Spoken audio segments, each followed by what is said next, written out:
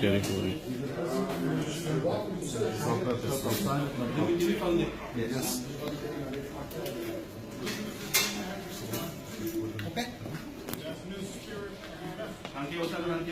Sorry, Captain.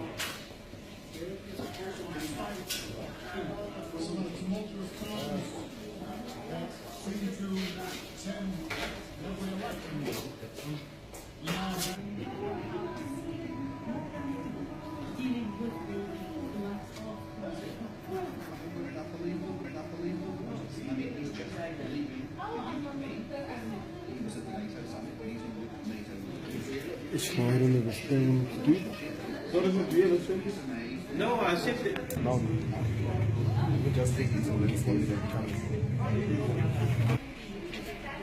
Channel.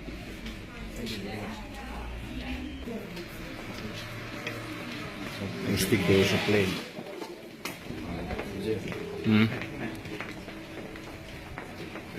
I'll say.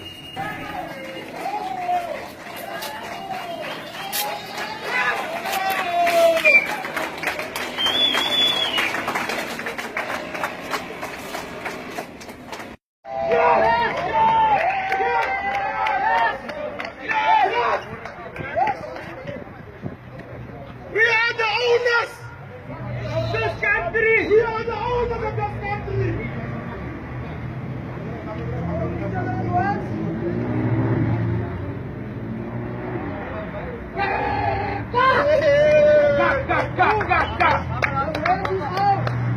Keep my arms on.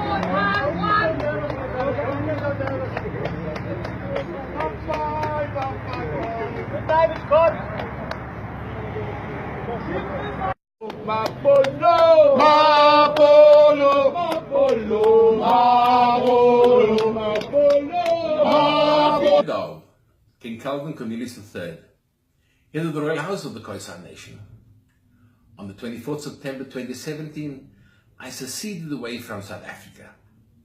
Our geographical area consists of the Northern Cape, Western Cape, and the Eastern Cape up to the Fish River, the gateway to Africa. Preceding this secession, the following events happened that gave justification to the process within the prescribed international and national law after exhausting all avenues to get recognition. I was sworn in as the king of my nation in 2001 at the last kraal in Genadendal. In the same year, I got custodianship of all Khoisan land endorsed by the Chief Magistrate, Johan Venter, as referred to by the Chief Justice, John Schlope. In 2007, 144 states in the General Assembly of the United Nations adopted the Declaration for the Rights of Indigenous People. South Africa was one of the 144 countries that signed this declaration. Yet, we are still being marginalized by the government of South Africa, where corruption is at the order of the day. This stops today. Today, the final phase of the secession was completed. I handed in an eviction notice to the government of South Africa and raised the flag of the sovereign state of Good Hope. We have always been the custodians of the land, as we were here before anyone else arrived on our shores. We lived in harmony and roamed our plains as we were a nomadic nation. We were one with the land and had no title deeds to lay claim to land, as we were part of the land. The land and us are one. Colonialists arrived and imposed on us their laws, and we, not being schooled in their ways, bartered and engaged them in a harmonious fashion, but were deceived as we became prey to their greed and found ourselves to be enslaved by them, even being hunted like animals. We fought, but our primitive weapons were inferior to their modern weapons at the time. Subsequently, as time passed, our territory became smaller as the settlers grew in numbers. As time went by, we were fading into non-existence by legislation not of our own. Our forgiving nature prevailed, as we were not Christian beings, but spiritual beings. Hence, Christianity came easily because it was an extension of our own spirituality, as we were one with the Almighty. Centuries later, we found ourselves under the yoke of apartheid and still marginalized as a nation. We were being held down yet again by legislation and an inferior education system. Hence, during the 1970s, an awakening took place amongst us, whereby we fought for equal education. We also paid the ultimate price for freedom, but were under the boot of the regime at the time. However, the world started to take note of our plight. The majority of us stood our ground inside this country and did not go to neighboring countries in our thousands to fight for the liberation of our country. Today, we don't even get the recognition of the fight we fought. When the country was finally liberated in 1994, the dawn of a new era of hope and a dignified way of living was envisaged. 24 years after our liberation, we are still marginalized as a nation. 3 months after my declaration of secession, talks of land expropriation without compensation became the new buzzword. A new slogan, Uhuru, why genocide, became a focal point. Our country is moving in a downward spiral from which there will be no return. We are still one of the minority groups in this country. I ask myself, what if Uhuru is implemented? Where does that leave us as a nation? What is preventing the powers that be from engaging in xenophobic attacks on us after Uhuru has been completed, like they did to their own brothers? This government did us no favors at all since they came into power. Hence, I decided to sign an undertaking of unity with 4 groups of the population: the Khoi, Khalid, Afrikaner, Boer folk, and the Yurokanda. In the sovereign state of Good Hope, there is hope for all that is prepared to sign the oath of allegiance. Various freedoms and rights will be prevalent. Right to universal dignity and respect. Freedom of speech and expression.